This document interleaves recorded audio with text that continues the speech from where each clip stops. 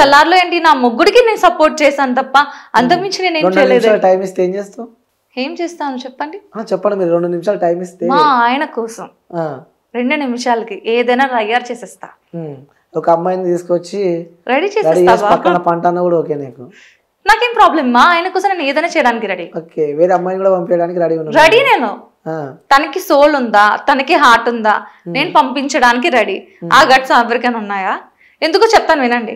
ఇప్పుడు మనసులోని ఒక దాంతో పడుకోవాలని ఆలోచన వచ్చిందంటే ఆల్రెడీ నువ్వు మిస్టేక్ చేసావు. సో నువ్వు నిజంగా పడుకుంటే ఏంటి, కలలో పడుకుంటే ఏంటి? సో నేను పంపించడానికి రెడీ, తనకు ఓకే అనుకుంటే అంతే. రెడీ ఉన్నావు డైరెక్ట్ ఏంటి? రెడీ ఉన్నావు అంటున్నా పంపించడానికి. ఒకవేళ తను ఇష్టపడితే I don't have any problem. Why? Because Maha అయితే ఎన్నిసార్లు పడుకోగలుగుతావు నువ్వు దాంతో? అంతే కదా, ఎన్నిసార్లు పడుకోగలుగుతావు? నాకున్న మనసు గాని నాకున్న ప్రేమ గాని అది నీకు ఇస్తాదా? పో. అర్థమైందా? అర్థమైంది. సో నేను పక్కా ఇవ్వగలను. నాకు నువ్వు తప్ప ఇంకో ఆప్షన్ లేదు అని నేను అనుకున్నా కాబట్టి I'm ready to do anything to you. Okay, so ఇచ్చేసారు ఖర్చులకి. లైక్ ఇప్పుడు ఇండస్ట్రీలో ఉన్నారు మీరు. సో ముఖ్యంగా ఇండస్ట్రీ అంటేనే బయట కొంచెం నెగిటివిటీ ఎక్కువ ఉంటుంది. సో అక్కడ కమిట్మెంట్స్ బాగా నడుస్తాయి. సో అందులో ఒక కంటెంట్ ఏదైనా చేయాలి, ఒక క్యారెక్టర్ ఒకటి చేయాలంటే పక్కా వాళ్ళతో కమిట్మెంట్ అయితేనే క్యారెక్టర్స్ ఇస్తారని చెప్పి కొంతమంది అంటూ ఉంటారు. ఇంకొంతమంది లేదు నడుస్తుంది అని చెప్పి కూడా అంటూ ఉంటారు. మరి వాస్తవంగా మీరు చెప్పండి. సో మీరు చేసే రూల్స్ కొంచెం డిఫరెంట్ ఉంటాయి. సో కమిట్మెంట్ మీరు ఇచ్చారా లేదా? కమిట్మెంట్ ఇస్తేనే క్యారెక్టర్ అని చూడలేని వాళ్ళు మాట ఒకవేళ నా ముందు ఎత్తితే చెప్పు తీసుకుని కొడతా. ఎదవ నా కొడుకైనా ఎదవ నా కూతురికైనా. ఎందుకంటే ఒక్కటే ఆప్షన్ అండి. You have a heart, you have a dare, you have a voice, speak out, మాట్లాడండి. వాడు నిన్ను అడిగాడు, నువ్వు చెయ్యాలనుకుంటావు చేస్తావు.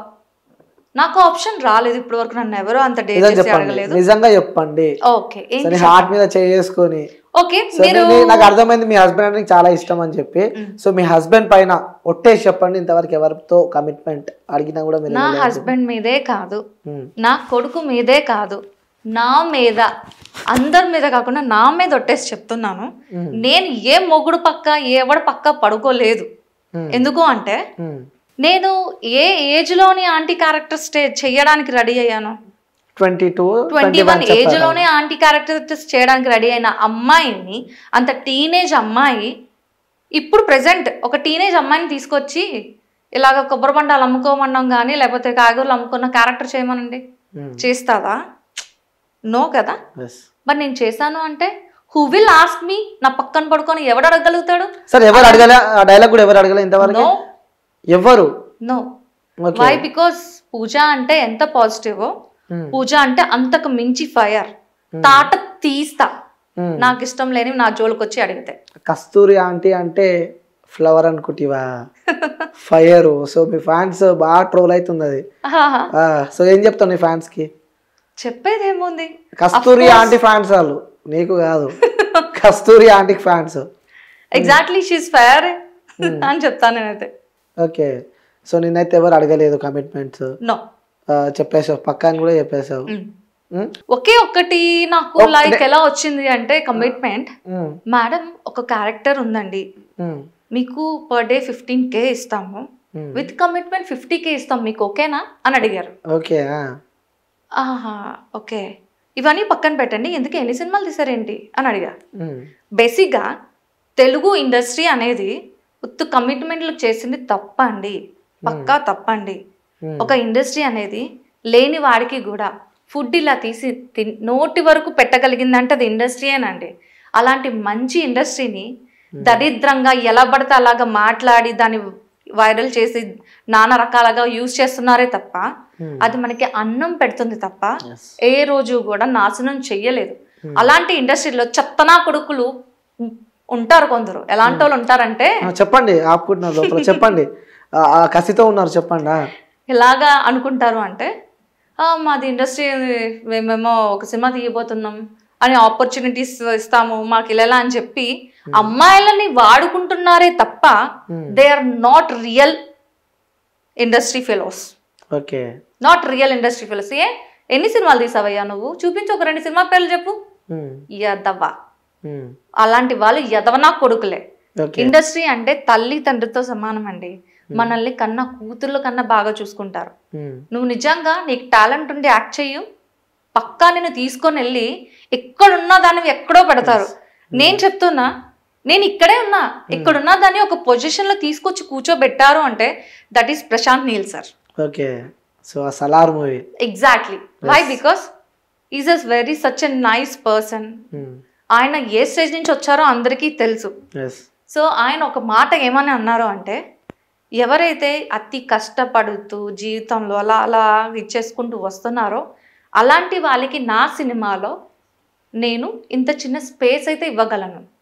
ఇచ్చిన తర్వాత వాళ్ళు ఇంకా అదే వాళ్ళకి ఒక ఫస్ట్ స్టేజ్, ఫస్ట్ స్టెప్. ఆ స్టెప్ నుంచి ఇంక మీరు చూసుకోవాలి. కరెక్టే కదా కదా. నిజంగా ఆయన ఇలాంటివి చాలా మందిని తీసుకొచ్చి కూర్చోబెట్టారు. అందులో ఇలా మీ ముందు కూర్చున్నది నేను ఒకదాన్ని. ఓకే చాలా సంతోషంగా ఉందంటారు. చాలా అంటే చాలా. ఓకే క్యారెక్టర్ కోసం అని అనట్లేదు. ఒక పొజిషన్ కి వచ్చాము అంటే నాకు నా కన్న తల్లి కన్నా ఎక్కువగా చూసుకుంది టాలీవుడ్ ఇండస్ట్రీ. అమ్మ పెట్టినట్లు నాకు ముద్ద పెట్టింది. నేను ఏ రోజు మా ఆయనకి ఇది కావాలి అది కావాలని అడగలే. నాకు వచ్చిన డబ్బుతో నేను తినగలిగాను అంటే నాకు ఫుడ్ పెట్టింది కదా. ఎస్, టాలీవుడ్ ని ఎవరు కూడా తక్కువ అంచనా వేయద్దు. ఒకవేళ ఎవరైనా అలా చేస్తే తాట తీస్తా. ఓకే సో మీకు చాలా మంది యూత్ ఫాలోయింగ్ బాగుంది బయట, ఎందుకంటే చూస్తూ ఉంటాం కదా, నలుగురు అబ్బాయిలు కలిస్తే మీ వీడియోలో ఉంటాయి కదా. నలుగురు అబ్బాయిలు కలిస్తే మీ వీడియోలు బాగా చూస్తుంటారు. టైగర్ నాగేశ్వరరావు అల్లో మూవీలో కానీ లైక్ ఈ సలార్లో ఆ డైలాగ్ అయితే చాలా బీభత్సంగా వైరల్ అయింది. సో కస్తూరి ఆంటీని కానీ సో నలుగురు కలిస్తే మీ వీడియోసే చూస్తూ ఉంటారు. సో వాళ్ళకి ఒకటి ఓపెన్ అడగాల, అరే దీన్ని ఎలాగైనా అనుభవించాలని చెప్పి కూడా వాళ్ళు అనుకుంటారు. సో అలాంటి వాళ్ళకి మీరు ఏం చెప్తాం అనుకుంటున్నారు? అనుభవించండి అయ్యా, అనుభవించద్దు నేను అన్ను, అనుభవించండి. అంటే ఎలా అనుభవించాలి? నన్ను వచ్చి టచ్ చేసే అంత సత్తా ఏ నా కొడుకైనా ఉందా? లేదు కదా. అలాగని వాడు కళల ప్రపంచాన్ని నేనేం పీకలేను కదా. కళల ప్రపంచంలో మీరు ఏం చేసుకుంటే నాకేంటి? అంటే ఏం చేసుకుంటారు అంటే అర్థం కాలేదు. I don't know. నేను ఇప్పుడు వాడు వచ్చి నన్ను హక్ చేసుకుంటాడా, లేకపోతే వాడు వచ్చి దీంతో ఇలా అలా అంటాడా, అది వాడిష్టం. వాడొక కళల ప్రపంచాన్ని టచ్ చేసేంత రైట్స్ నాకు లేవు కదా. What can I do? So అతను ఏమన్నా చేసుకొని చూస్తూ నాకు అది అనవసరం కదా. ఇలా చేసుకొని నేను ఆప్షన్ అయితే ఇవ్వట్లేదు, కానీ దట్ ఈస్ నాట్ నెసెసరీ. నాకు అది అనవసరం. ఇది పక్కన పెడితే ఓకే, సో చావు దగ్గర దాకా వెళ్ళి సో అంటే ఇక ఆల్మోస్ట్ అయిపోయింది అన్న సిచ్యువేషన్లా రియల్గా మీ వీడియో చూస్తే చాలా బాగా చేసింది నాకు. యాక్సిడెంట్ అబ్బో మరి బీభత్సమైన యాక్సిడెంట్, కోమాలోకి వెళ్ళారు, సో గతాన్ని మర్చిపోయారు. సో అనుకున్నారా మళ్ళీ మీ లైఫ్లో తిరిగి ఇలా ఇండస్ట్రీకి వస్తుంది? అందుకే స్టార్టింగ్ నా ఇంటర్వ్యూలో చెప్పిన ద రౌడీ ఈజ్ బ్యాక్ అని, ద డెవిల్ ఈజ్ బ్యాక్ అని చెప్పి. సో మాట్లాడుతున్న కళ్ళ నుంచి నీళ్ళు వస్తున్నాయి. ఏమనిపిస్తుంది అసలు ఎలా జరిగింది యాక్సిడెంట్? అది నేను అసలు ఎక్స్పెక్ట్ చేయలేదు. ఇలాంటిది లైఫ్లో నేను చూస్తాను, ఫేస్ చేస్తానని నేను ఎప్పుడు అనుకోలేదు. కానీ మీరందరూ దేవుడిని కాలిని పట్టుకొని ముట్టుకొని వచ్చుంటారేమో, నేను యముడిని కూడా పట్టుకొని వచ్చేసా. సో నా జీవితంలో ఎక్క మీదట దేవుడిని టచ్ చేసాను ఆల్రెడీ, యముడిని టచ్ చేసేసాను, ఇంకెవరు నన్ను టచ్ చేయలేరు. కానీ నిజం చెప్తున్నా, అలా యాక్సిడెంట్ అయిన తర్వాత నేను మళ్ళీ తిరిగి మీ ముందు కూర్చొని ఇలా మాట్లాడుతున్నాను అంటే ఒక్కటే నన్ను లేపి కూర్చోబెట్టిందండి. ఏంటో తెలుసా? రెడీ టేక్ యాక్షన్ అన్న ఒక వర్డ్. నా పేరెంట్స్ కి నాకు యాక్టింగ్ అంటే అంత పిచ్చి అని వాళ్ళకి తెలిసింది. తెలిసిన వెంటనే నేను ఒక 6 days అనుకుంటా కొమ్మలో ఉన్నా. అలా కొమ్మలో ఉన్న అమ్మాయిని అనుకోకుండానే నా విల్ పవర్తో నేను 6 నెలలు కూర్చోవలసిన అమ్మాయిని విత్ ఇన్ 6 days లేచి కూర్చున్నాను అంటే నా విల్ పవర్ అనే చెప్పచ్చు. అట్ ద సేమ్ టైం నేను నా మెమొరీని మిస్ అయ్యాను ఒక 2 months వరకు. నా హస్బెండ్ని నేను నాన్నగా అంటే పెద్ద నాన్న అని, నా కొడుకుని నేను అంకుల్ రా అంకుల్, మమ్మీ డాడీని అన్నయ్య అక్క ఇలా రెండు అక్క అని పిలిచానంట. అలాంటి సిచ్యువేషన్లో ఉన్నప్పుడు వాళ్ళని అన్న అర్థం చేసుకొని అలాగా ఉన్న పొజిషన్లో మా బ్రదర్ కానీ లేకపోతే మా డాడ్ కానీ రియల్లీ నేను ఇండస్ట్రీలో అడుగు పెట్టడం మా డాడీకి ఇష్టం లేదు. ఎందుకు అమ్మాయి కదా ఆ లైఫ్ పాడైపోతుంది అని అనుకుంటున్నా తప్ప ఇండస్ట్రీ నన్ను ఒక తల్లిలా చూసుకుంది. నేను ఇప్పుడు ఈ పొజిషన్ లో ఉన్నానంటే నిజమే కదా, చూసుకున్నట్టే కదా. పక్కలో పడుకుంటే ఈ పొజిషన్ లో ఉన్నట్ట చెప్పండి, అందరు ఇలా అంటారు. అదేం కాదండి. కష్టపడితే మనం తలుచుకుంటే ఏ పొజిషన్లోనైనా ఉంటాం. సో ఆ టైంలో నన్ను నా పేరెంట్స్, నా ఫ్యామిలీ అందరూ అర్థం చేసుకొని ఏమన్నారు అంటే రెడీ టేక్ యాక్షన్ అని అంటే ఆ వర్డ్ నా చెవులకి వినిపించి వినిపించి వినిపించి రిబ్యాక్ అయ్యాను నేను రియలీ. సో నేను అలాంటప్పుడు ఇండస్ట్రీని నేను ఎలా వదులుకుంటా, దానికోసమే నేను మళ్ళీ తిరిగి పుట్టేశాను. అంటే ఇది నా 2వ జన్మ, దీనివల్లే నేను పుట్టా. ఓకే, నిజంగా వీడియోస్ చూస్తూ ఉంటే అసలు మీరు గతాన్ని మర్చిపోయారు, మీకు ఇలా పైనుంచి తినిపిస్తున్నారు, అసలు నడవలేని సిచ్యువేషన్, ఫేస్ అంతా దెబ్బలు, సర్జరీ అయినట్టుంది. మీకు ఇంకొక విషయం తెలుసా, బట్ ఇది నేను చెప్పచ్చో చెప్పకూడదు నాకైతే తెలియదు, కానీ I'm extremely sorry junior NTR sir, me Devara project చేయడానికి అడుగు పెట్టాను కానీ నేను నా హెల్త్ అనేది అంత సపోర్ట్ చేయలేదు, అందుకే నేను అక్కడితో స్టాప్ చేసి రీబ్యాక్ అయిపోవాల్సి వచ్చింది. బేసిక్లీ నాకు దేవరా షూట్లోని ఆపర్చునిటీ వచ్చింది. సో పర్టికులర్ ఆపర్చునిటీ ఒక 3 to 5 days వర్క్ చేయాల్సి వస్తే మాత్రం నేనేం చేశాను అంటే వెళ్ళా. ఎలాంటి సిచ్యువేషన్లో వెళ్ళానో తెలుసా మీకు, ఒక్కరు చెయ్య నాకు సపోర్ట్ ఇలా ఇస్తే గానీ, ఇలా పట్టుకుంటే గానీ నేను ఒక స్టెప్ వేయలేను. వై? బికాస్ యాక్సిడెంట్ అయిన రోజు నాకు 24 దెబ్బలు నా ఒంటి మీద ఉన్నాయి. ఒకటి ఇక్కడ తగిలింది, ఇక్కడ తగలడంతో బ్రెయిన్ మొత్తం పోయింది. రెండోది ఈ లిప్ ఇలా 2 ఓపెన్ అయిపోయాయి, దాన్ని జాయిన్ చేశారు. ఇంకా ఇక్కడ స్టిచెస్, ఇవన్నీ పక్కన పెడితే ఇక్కడ ఇక్కడ ఈ ముడుకుల దగ్గర అయితే పెద్ద పెద్ద దెబ్బలు, నేను అనుకున్న ముడుకులు పోయింటాయి, 2 కాళ్ళు పోయింటాయేమో అనుకున్నా.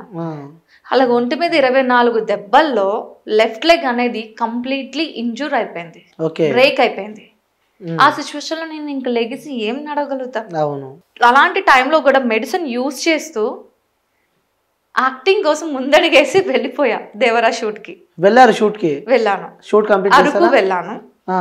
సో కానీ ఫస్టే నా ఒక మెంటల్ ప్రాబ్లం ఏంటి, నా సిచ్యువేషన్ ఏంటి, నేను ఏ రకంగా ఉన్నాను అనేది వాళ్ళకి చెప్పినప్పుడు వాళ్ళు ఏమన్నారు అంటే ఏం పర్లేదండి రండి మేము చూసుకుంటాం అన్నారు. కానీ దేవరా షూట్ వాళ్ళు కాదు, హూ విల్ కేర్, మమ్మల్ని ఎవరైతే ట్రీట్ చేస్తున్నారో వాళ్ళన్నమాట. కానీ దేవరా షూట్ వాళ్ళైతే కాదు, they are very good perfect. కానీ కోఆర్డినేటర్స్ ఉంటారు కదా, అందులో ఒక చిత్తనా కొడుకులు కొంతమంది ఉంటారు, పేరుకే కోఆర్డినేటర్స్ అని ట్యాగ్ లైన్లు తగిలించి ఉంటారు కదా, దీనికి పనికిరారు కొందరు కోఆర్డినేటర్లు. కొందరు, అందరూ కాదండి, చాలా మంది మంచి వాళ్ళు ఉంటారు, డెడికేషన్ తో వర్క్ చేసిన వాళ్ళు కూడా ఉంటారు. అలాంటి కోఆర్డినేటర్స్ పట్టించుకుంటానని చెప్పి అక్కడ తీసుకువెళ్ళి ఫుల్ 1 day అంతా కూడా దేవరా షూట్ లో నేను కమిట్ అయ్యాను, సీన్స్ కూడా కమిట్ అయిపోయాను, చేశాను దేవరా మూవీ. నాకు ఇంకా ఫైనల్ గా ఈవినింగ్ ఏం చెప్పారు అంటే పేకప్ అయిపోయిన తర్వాత ఇదే కాస్ట్యూమ్, ఇదే ఆర్నమెంట్స్, మీరు రేపు మీరు జస్ట్ మీ రూమ్ నుంచి వేసుకొచ్చేయండి మేడం అన్నారు. అంటే సీన్ కమిట్ అయినట్టే కదా. కానీ ఆఫ్టర్ 6 మా కోఆర్డినేటర్స్ ప్రాపర్ గా మమ్మల్ని రిసీవ్ చేసుకోకపోవడం వల్ల వాట్ ఈస్ మై సిచ్యువేషన్, ఒక హ్యాండ్ ఇస్తే గానీ నడవలేని సిచ్యువేషన్ లో నాకు ప్రాపర్ గా రూమ్ ఇవ్వకపోవడంతో 2 hours 3 hours నించొని ఉండిపోవడంతో నా 2 కాళ్ళు ఇంతింత వాచిపోయాయి. ఇంతింత వాచిపోతే నేను తట్టుకోలేకపోయాను, ఇంకా నాకు పేషెన్స్ లెవెల్స్ లేదు. నేను ఇంకా దేవరాకి గుడ్ బై చెప్పేసి రావాల్సి వచ్చింది. కోఆర్డినేటర్ల వల్ల దేవరా మూవీకి వెళ్ళకుండా బ్యాక్ వచ్చారు. మళ్ళీ ఆ సీన్ ఎవరు కంటిన్యూ చేశారు? మళ్ళీ తెలియదు, ఆ సీన్ ఉంచుతారా లేకపోతే ఇంకెవరైనా కంటిన్యూ చేసి ఉంటారా, ఐ డోంట్ ఆస్క్.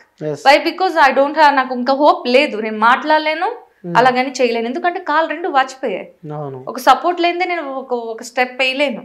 అలాంటి సిచ్యువేషన్ లో కూడా హ్యాండ్స్ అప్ చెప్పాలి మేడం, మీరు అలాంటి సిచ్యువేషన్ ఉన్నా కూడా యాక్టింగ్ చేశారు అంటే, ఆ కోమలో ఉన్నా కూడా యాక్టింగ్కి సంబంధించి ఆ వైబ్ ఈరోజు నన్ను ఇక్కడ తీసుకొచ్చి కూర్చోబెట్టింది. సో ఈ క్రెడిట్స్ అంతా ఇవ్వాలి, వాళ్ళ వల్ల నేను ఈ స్థాయిలో ఉన్నాను అన్న